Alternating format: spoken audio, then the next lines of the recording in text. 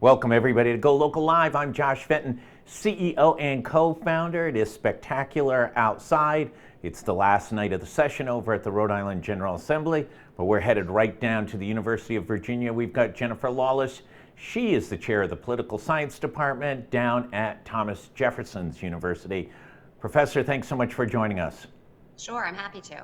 I bet you want to start off with wishing President Trump a happy 6-month anniversary of being in office.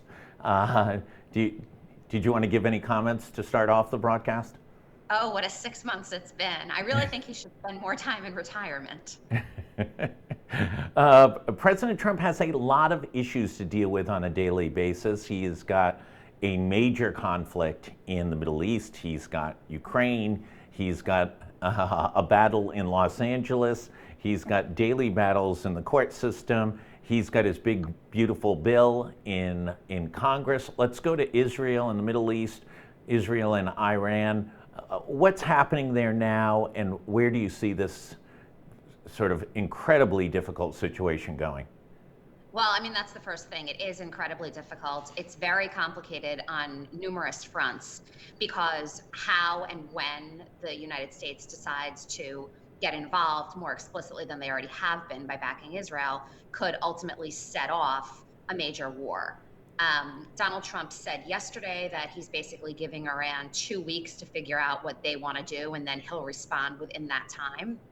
And I think it's just left a lot of foreign policymakers, a lot of experts, and heads of state from other nations somewhat perplexed and confused because allowing a 2-week sort of free-for-all between Israel and Iran while he gathers his thoughts and figures out the best move forward creates yet one more dimension of chaos in the global community.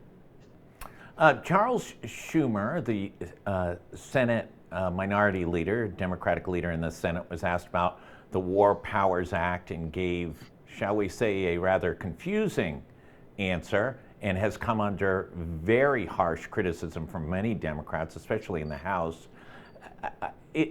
Let me ask 2 questions. One, first, where's the leadership? And secondly, is it time for Chuck Schumer to go? Well, as far as the War Powers Act is concerned, this speaks to a broader problem that Congress has basically been having with the executive branch, and especially since Donald Trump took over.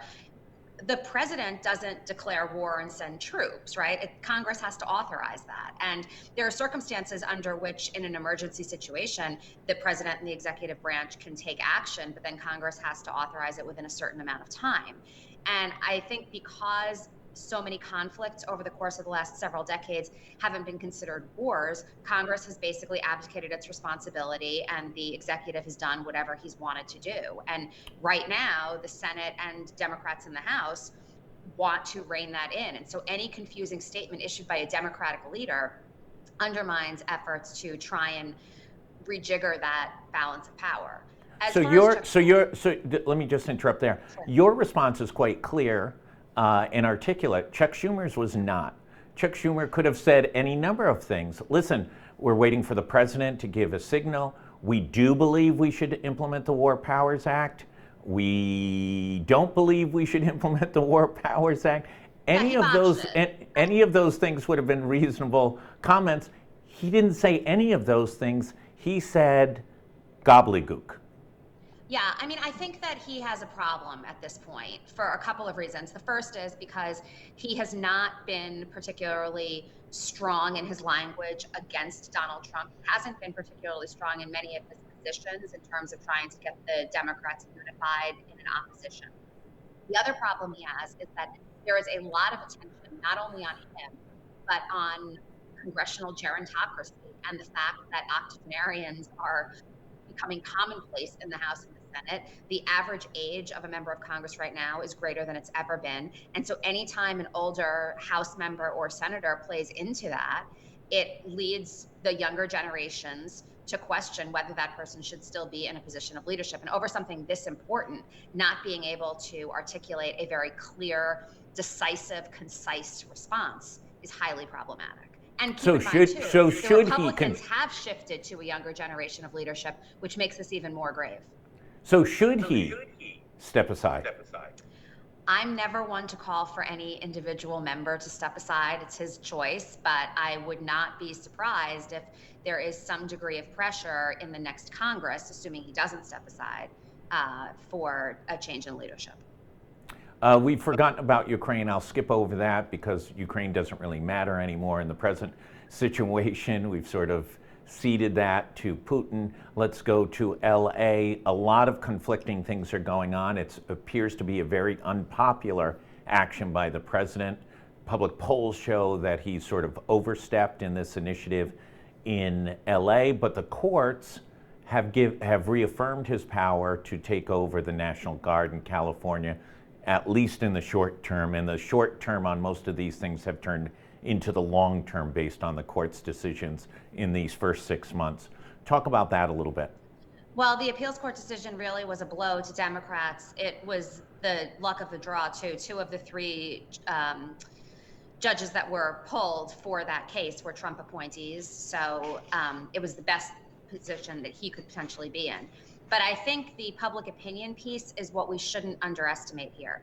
It may be that calling in the National Guard or activating them the way that he did it is consistent with the law, but that doesn't mean that the American public, including Republicans, believe that this is the way Trump should have behaved, or believe that when it comes to the hospitality industry and the agriculture industry, ICE basically rounding up immigrants is the best way forward. The Los Angeles Dodgers got involved yesterday. I mean, these are not typical groups of people that are highly political, and they're rallying with the Democrats on this front, not with Donald Trump.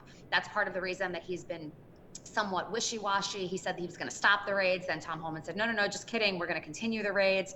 I think he's trying to figure out who he should keep happy. And we're seeing that the MAGA base wants to see an increase in deportations, but the businesses that are suffering, many of whom supported Donald Trump and many of whom traditionally vote Republican, think that this has gone way too far. So he's got to figure out how to thread that needle, and that is not his area of expertise or a strong suit. And of course, whatever happens has a tie into Rhode Island. The owner of the Dodgers, Walter, has a major property in Newport, Rhode Island. He's the new owner of the LA Lakers as well. He owns Clarendon Court, the site of the famous Von Bulow family situation way back when. So there's always a Rhode Island tie-in, no matter how you twist and turn. Let's go down to Washington. The big, beautiful bill is pending. There's a lot of mixed signals coming out of what the Senate action is, including major panic buttons on what the Senate has done to the House version relative to Medicaid and especially how it impacts hospitals. Talk a little bit about the fate of the big, beautiful bill and where it is right now. Well, just for the record, I refuse to call it a big, beautiful bill. The fate is not so secure right now for a couple of reasons. The first are the substantive changes that the Senate has made, and the second is that the Senate parliamentarian is not convinced that a lot of these changes will allow it to just go through reconciliation. So the process becomes a lot more complicated, which means that that if the Senate doesn't sort of make changes that go back to the version that the House had put forward, it might be facing a very, very bad fate. I think you've got a handful of senators who, for various reasons, are not okay with the Medicaid provisions, or not okay with the Medicare provisions, or not okay with the total amount of money that the bill will add to the deficit. And so it's not just that there's one easy fix that's going to placate the handful of people who could ultimately serve as obstacles here. It's that there are a handful of different obstacles, each of which would need to be addressed. And it's not clear that there's the will in the Senate to address them. And let's just give a little background. Once upon a time, probably when you were a small child, the budget system went through as that each function passed a bill, and then monies were dedicated to. So the Department of Defense had its own separate bill, and then the amount was authorized, and a separate bill would appropriate against that amount. And then as Congress became more and more dysfunctional, it went to really a reconciliation structure of just sort of throwing everything into a big pile. But it had some Senate and House rules that limited what could take place within reconciliation. that's where we are right now. And a few times in the past, when Congress has made significant changes in one body or the other, reconciliation has been deemed not to be the appropriate vehicle and de facto stagnated that effort. Are we getting close to that process yet again? We are, and part of the reason that it's important to think about it this way is that if the change to the provision is sufficiently substantive that it's not just linked to a budget allocation, that's when it becomes problematic for reconciliation. So trying to introduce a major shift in spending or a major shift in how that spending is conducted or who's eligible for it, with Medicaid, for example, the Senate parliamentarian is arguing goes too far and takes the bill outside the realm of reconciliation. Right. Don't want reconciliation to be any more of a Christmas tree than it already is. Let's jump to the Democratic Party. The Democratic Party had a young, articulate, telegetic, effective David Hogue. They kicked him out of the party. Good move, bad move? We talked about this a little bit last week. It's not the kind of move you want to make if you want to appeal to a big tent and new generations. The other thing that's important to keep in mind, too, is there has been some backlash to kicking him out. Randy Weingarten, who's been a party leader for, 40 years, resigned her position as well because it signaled that the Democratic Party was not open and inclusive to new ideas and new leadership and a change in process and procedure. Any infighting within any party when you have close elections and a polarized environment is bad. Because if one party is divided and the other party is united, if one party is fractured and the other party is inclusive and has a big tent, the party that's inclusive and has the big tent doesn't have to worry about talking publicly about divisions within or about airing dirty laundry. And instead, they can focus on bashing the other side and laying out their own agenda. And what the Democrats have managed to do amid a lot of Republican infighting is fight among themselves. And it's just a silly strategy. Yeah, I bring it up again because David Hogue has inserted himself in a fight in Rhode Island about what's being cast as a watered down ban on assault weapons. And he's come in asking members of the state Senate to go with the stronger version that comes up for a vote later today. They're expected to adjourn tonight or go into recess in case they have to come back for another budget vote later on in the year.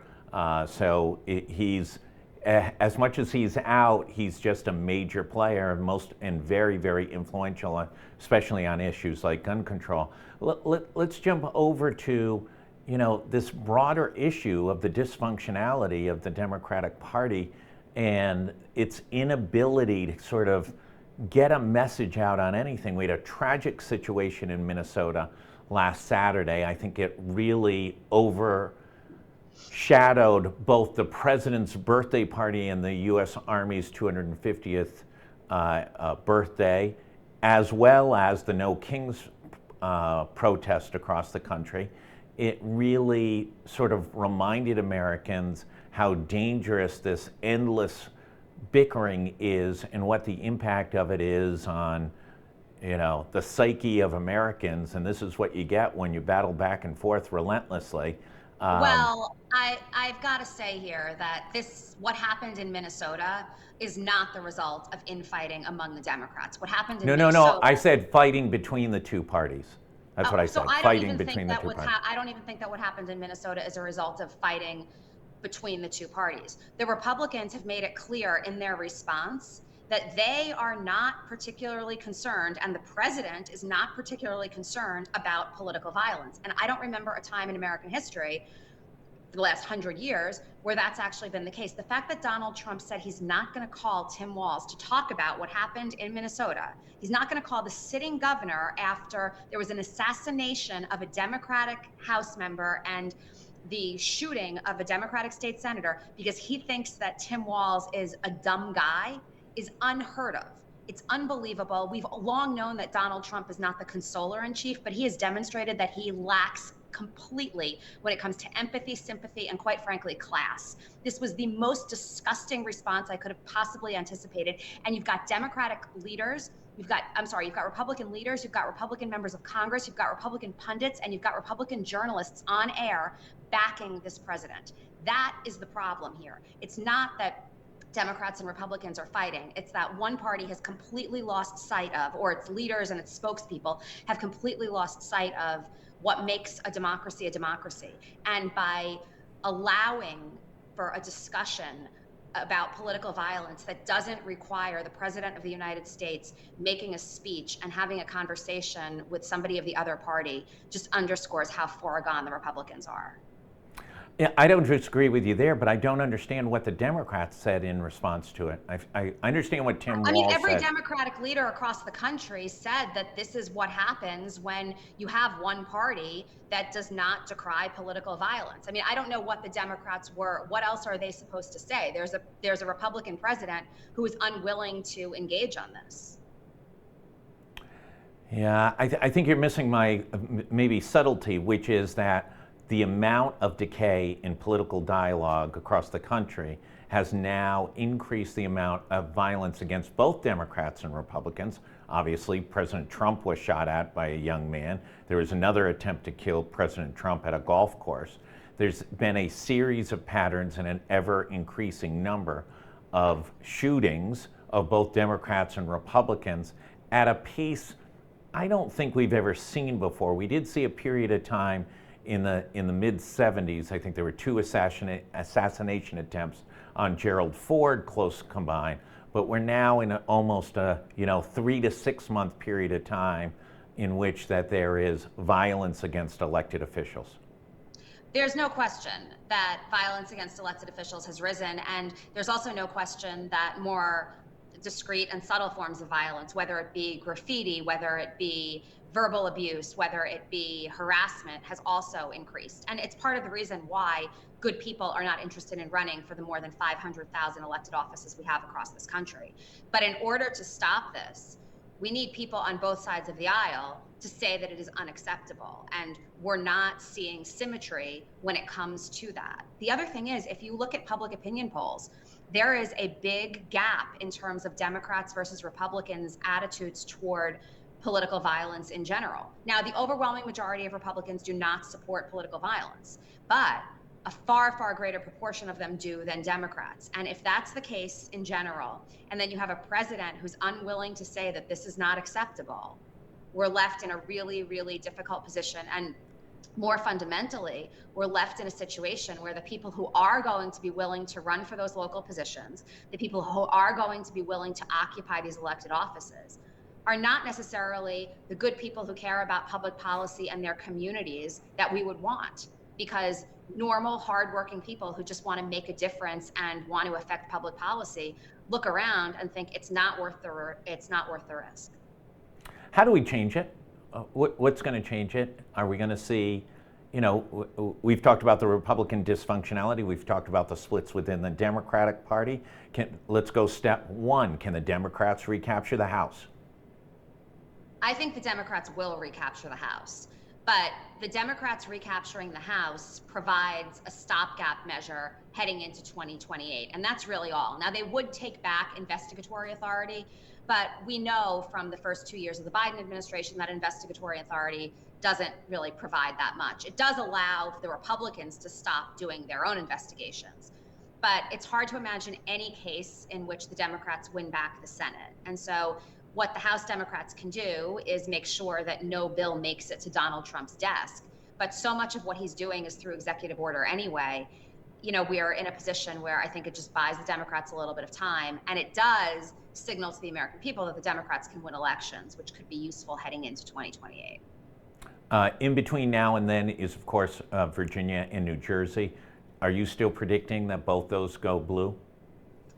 I am. And I will say that Virginia, where I am, had its Democratic primary elections on Tuesday, and voter turnout was through the roof. I think voter turnout, and there was no contested gubernatorial primary. So this was for lieutenant governor and attorney general, and about 485,000 people turned out to vote, which far exceeds the expectations, and which is roughly what we saw in a hotly contested Democratic primary in 2021. So it looks like the enthusiasm on the Democratic side might be coming back. So if you see a swing in those two bellwether states, Virginia and New Jersey, both New Jersey staying blue, Virginia going blue, that rolls into the midterms. If, following your prediction, that the Democrats take control of the House, that then creates a sort of firewall against any additional so-called Trump legislation. Does that create enough momentum going into a presidential election that is cropping up just 3.5 years from now? It's necessary but not sufficient, because it also takes a candidate. And we don't know who those candidates are going to be. We don't know who's going to emerge as the obvious front runner. We also don't know what's going to happen on the Republican side of the aisle. Donald Trump thinks it's cute when he floats things like his third term. I don't know how cute that is if it turns out to be true. So, I think that it's a little bit too early, but at least in terms of the electoral landscape and the political opportunity structure and the pieces that need to be in play to set the stage for a potential Democratic victory, Virginia and New Jersey, and then the 2026 midterms, at least on the House side, would be necessary gains. What should we be looking for over the next week? I really think the focus should still be on Iran and Israel. I think it's very unlikely that Donald Trump is going to give them the 2 weeks. We're seeing, bombings. We're seeing grief on the streets. We're seeing closed Israeli airspace. We're seeing devastation. We're seeing threats from foreign ministers. I just don't see how we wait 13 more days. You heard it here. Jennifer Lawless, the chair of the Political Science Department at the University of Virginia. We'll have updates throughout the day and into the night. Last day of the General Assembly. It's a glorious weekend. Then we go into a heat wave early next week. Stay tuned for much more on all fronts here on GoLocal. Thanks, everybody. Stay safe.